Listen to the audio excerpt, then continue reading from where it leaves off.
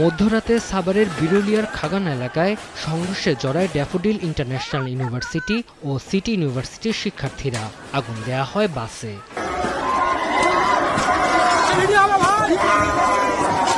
রোববার সন্ধ্যায় ব্যাচেলর প্যারাডাইসের সামনে সিটি ইউনিভার্সিটির এক শিক্ষার্থীর সঙ্গে তুচ্ছ ঘটনায় ড্যাফোডিলের শিক্ষার্থীর মধ্যে কথা কাটাকাটি হয়।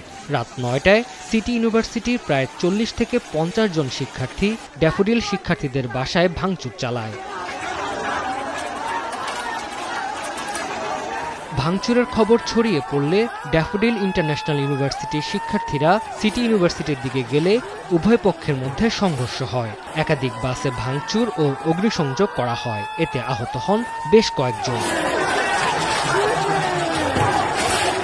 খবর পেয়ে দুটি বিশ্ববিদ্যালয়ের প্রক্টোরিয়াল টিম ঘটনাস্থলে গেলেও পরিস্থিতি সামাল দিতে ব্যর্থ হয়। পরে পুলিশ ও সেনাবাহিনী গিয়ে পরিস্থিতি নিয়ন্ত্রণে আনে। সময় সংবাদ, সাভার।